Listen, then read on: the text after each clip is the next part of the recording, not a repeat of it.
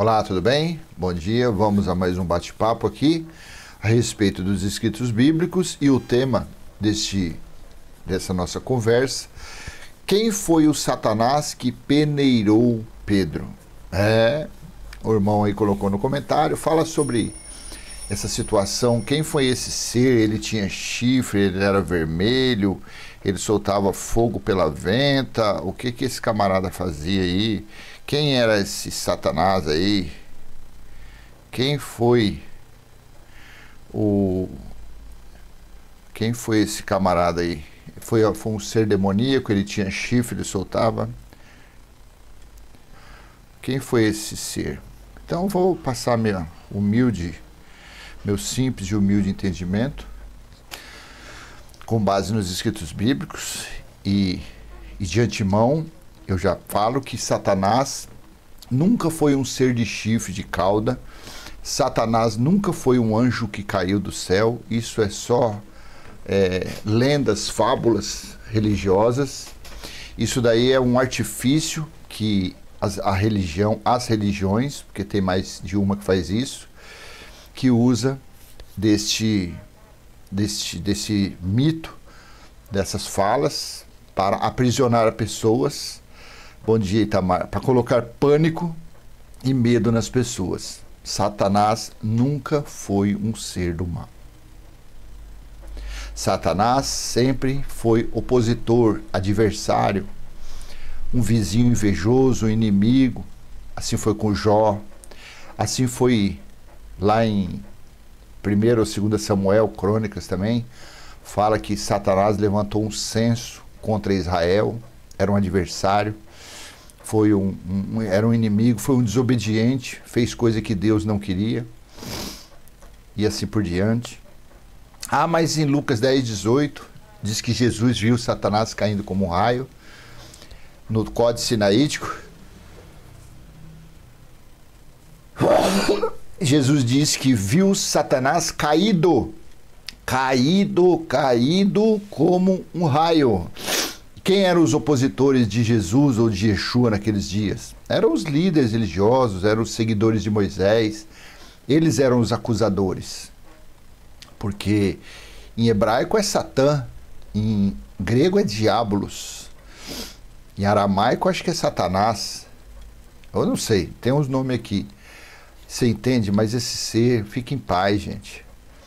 Fique em paz. Então, quando a pessoa acha um versículo desse, olha aqui, ó, Satanás, vai para fundo, vai pesquisar o nome, vai ver o significado daquele nome, quem é realmente, se é um ser do mal, o que é aquilo ali. Vai pesquisar. É o que eu uso de exemplo sempre, são os aviões e as estações de trem e de metrô aqui em São Paulo. Se você for na Estação da Luz, estação do trem, porque o metrô, hoje em dia, eles ainda estão colocando umas barreiras, alguma coisa. Se existissem esses seres demoníacos, esses anjos caídos, como a religião prega, como a religião fica apavorando as pessoas, imagine todo dia ali, são milhões de pessoas acumuladas, assim, juntado assim. Basta um sopro, cai um monte de gente para debaixo dos trens, no trilho.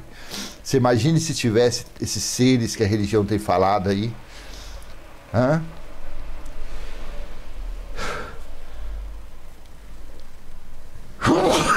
Minha rinite atacou ontem. Tô ruim ainda, desculpa, tá? Tô ruim ainda. Então, imagine aviões, todos os dias tinha notícia de aviões caindo.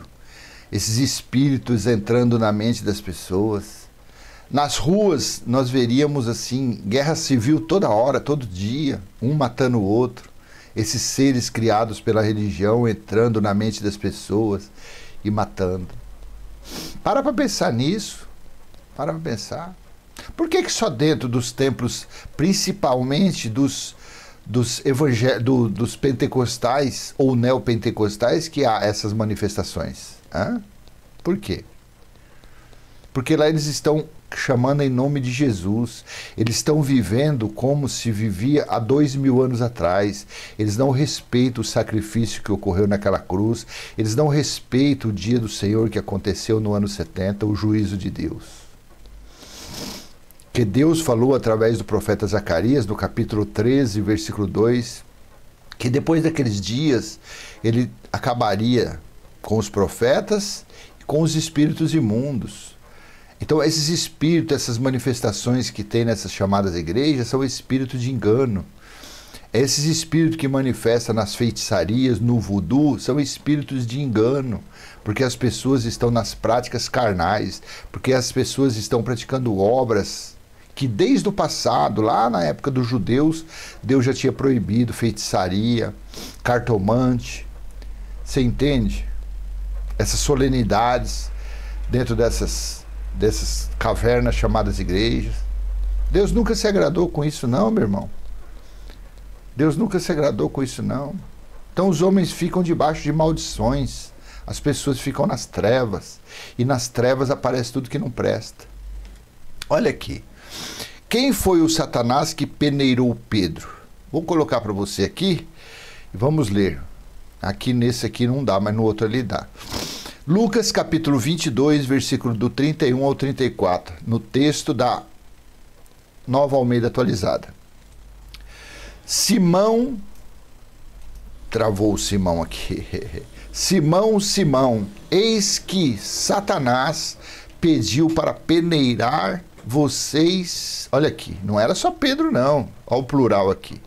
Simão, Simão, eis que Satanás pediu para peneirar vocês como trigo. 32. Eu, porém, orei por você, para que a sua fé não desfaleça. Olha aqui já está dando uma dica boa.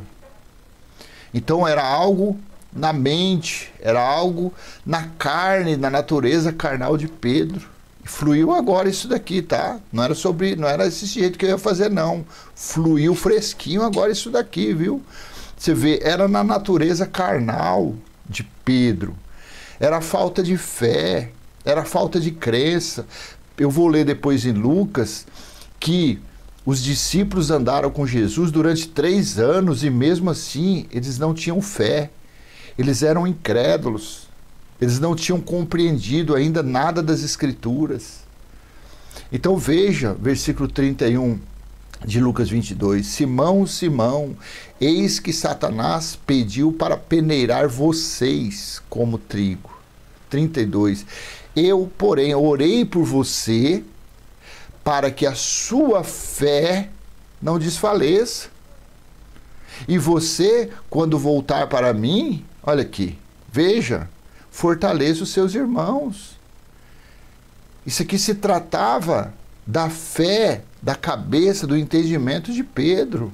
Já estava ali quase chegando a hora de Jesus ser entregue pelo traidor, pelo Satanás, pelo diabo. Porque traidor significa diabo, diabo significa traidor. Não é um ser de chifre de cauda.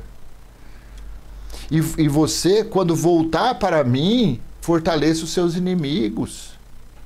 33. Porém, Pedro respondeu: estou pronto para ir com o Senhor, tanto para a prisão como para a morte. 34. Olha aqui.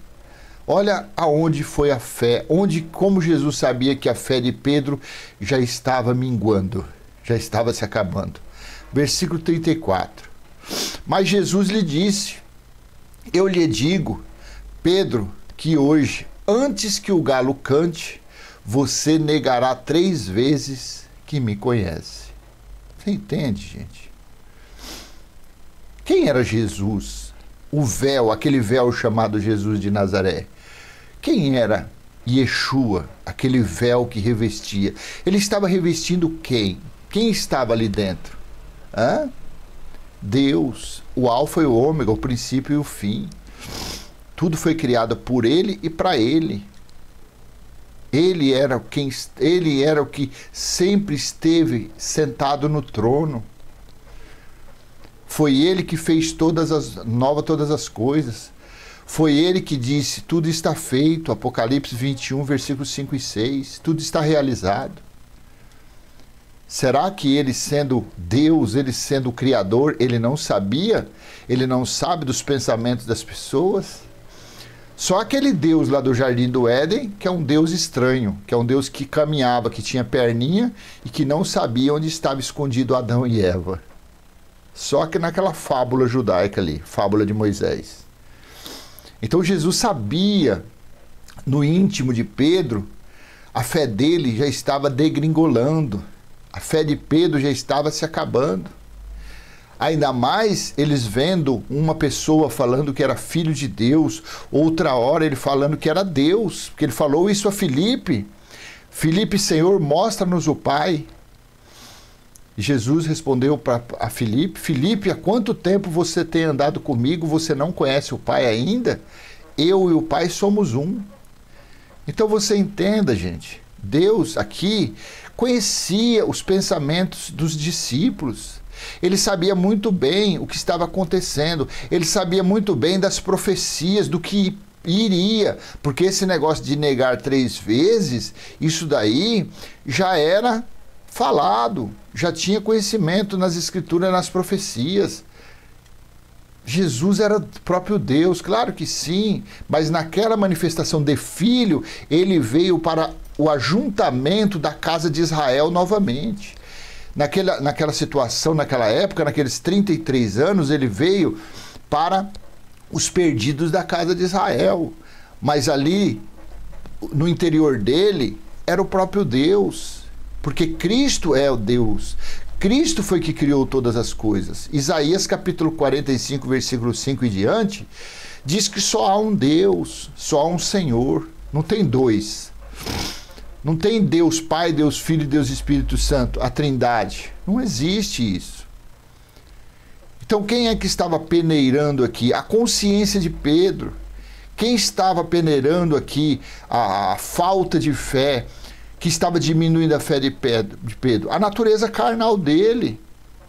A antiga serpente. O diabo, Satanás. Era isso aqui, era a carne dele que estava. Você acha que se esse Satanás fosse um ser demoníaco, Jesus ia orar para impedir isso?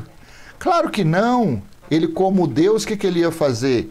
Ele ia pegar esse ser e falar, não, deixa meu filho Pedro aí, deixa o Pedro aí, deixa o Pedrinho a levantar.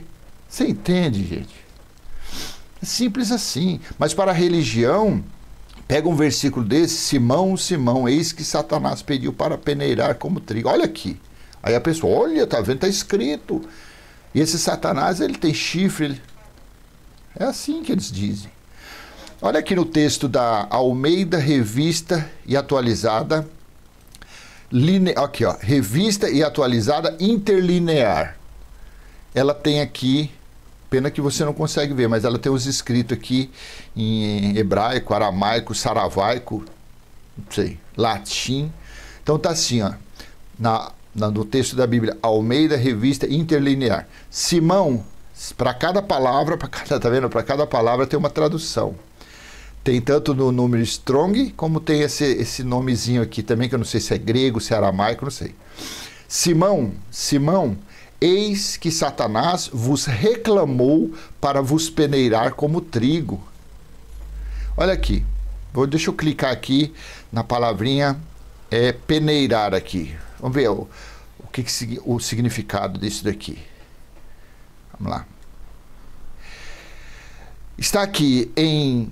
Se alguém puder me ajudar aí... Ah, não, mas aqui no outro ali não está na live aí. Não tem como. O outro eu estou gravando. Está aqui o nome.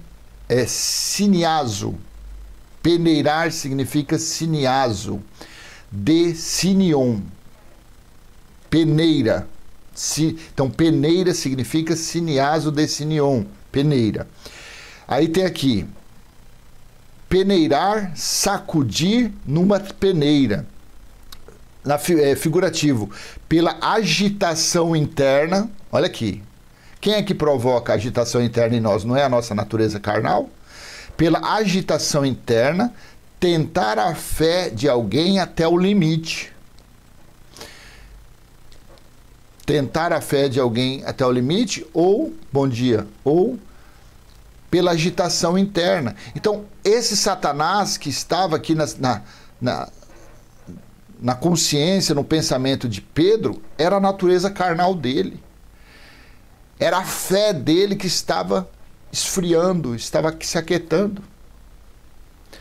Deixa eu te mostrar aqui uma situação de Lucas, capítulo 24, versículo do 36 ao 49. Olha aqui a situação. Olha como que eles andaram com Jesus 3 anos e mesmo assim eles ainda, a fé deles era praticamente zero. Lucas, capítulo 24, versículo 36 ao 39. Falavam eles ainda estas coisas quando Jesus apareceu no meio deles e lhes disse: que a paz esteja com vocês. Versículo 37. Travou o negócio aqui. Meu Deus. Aqui, tá difícil, hein? Tá difícil aqui. Vamos ver aqui. Vamos ver se vai travar. Destravar. Lucas 24, 36. Falavam eles ainda estas coisas quando Jesus apareceu no meio deles e lhes disse: que a paz esteja com vocês. Versículo 37.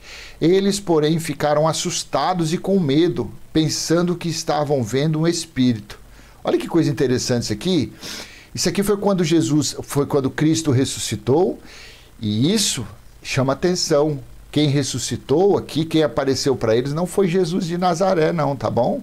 Qualquer hora dessa eu vou falar sobre isso. No nosso canal do YouTube, Limpos pelo Evangelho Eterno, tem esse vídeo, já gravei esse vídeo aí. Não foi Jesus de Nazaré que ressuscitou e apareceu, não. Tanto que aqui, ó, quando apareceu no local onde os discípulos estavam escondidos, eles não reconheceram. Na estrada de Emaús também, quando Jesus estava andando lá, os dois também não reconheceram ele. Então quem era? Era uma luz? Era um espírito? Quem é que tinha aparecido? Mas deixa isso para lá. Eles, porém, ficaram assustados e com medo, pensando que estavam vendo o espírito. 38. E ele lhes disse: por que vocês estão assustados? E por que surgem dúvidas no coração de vocês? Foi a situação de Pedro. Pedro estava ouvindo Jesus falar que ele seria pendurado, que ele seria crucificado, que ele iria derramar o sangue, que ele ia ser morto. Então aquilo, os discípulos, principalmente Pedro, que era parece que era o mais chegado ali a Jesus, ficou na dúvida, criou aquela dúvida na mente de Pedro, criou aquela pouca fé, coador de café, pouca fé. E aqui, ó, mas ele lhes disse: por que vocês estão assustados? E por que surgem dúvidas no coração de vocês? Andando 3 anos, gente. Andando 3 anos os discípulos. Jesus todo dia batendo na tecla que Jesus era Deus, que Jesus era Deus, que Jesus era Deus. Aí aparece naquela situação, que eu não sei que corpo que estava ali, porque os discípulos não estavam reconhecendo. 39. Vejam as minhas mãos e os meus pés, que sou eu mesmo. Toquem em mim e vejam que é verdade, porque um espírito não tem carne nem ossos. Tá vendo? Porque o arrebatamento é mentira. O arrebatamento da natureza é carnal, claro, porque o arrebatamento do espírito, tudo bem. Ser arrebatado é ser tomado, ser levado, ser tirado. Então, quando Paulo falou que seriam arrebatados, esquece natureza carnal. Ali ele estava falando dos espíritos que voltam. E assim está escrito em Eclesiastes 12:7, que o nosso corpo carnal vai ao pó, vai para a sepultura, para o inferno, porque inferno é sepultura, e lá com 1 ano e meio, 2 anos se acaba, e o que é arrebatado para o reino espiritual, o que é tomado, tirado, levado, é o nosso espírito. Você entende? Vejam as minhas mãos e os meus pés, que sou eu mesmo. Toquem em mim e vejam que é verdade, porque um espírito não tem carne nem ossos, como vocês estão vendo que eu tenho. 40. Dizendo isto, mostrou-lhe as mãos e os pés. E por não acreditarem eles ainda, por causa da alegria, e como estavam admirados, Jesus lhe disse: vocês têm aqui alguma coisa para comer? 42. Então lhes apresentaram um pedaço de peixe assado, e ele comeu na presença deles. Versículo 44. A seguir, Jesus lhe disse: são estas as palavras que eu lhes falei, estando ainda com vocês, era necessário que se cumprisse tudo o que está escrito a meu respeito, a respeito de mim, na lei de Moisés, nos profetas e nos salmos. Você vê, só assim no versículo 45, então lhes abriu o entendimento para compreender as Escrituras.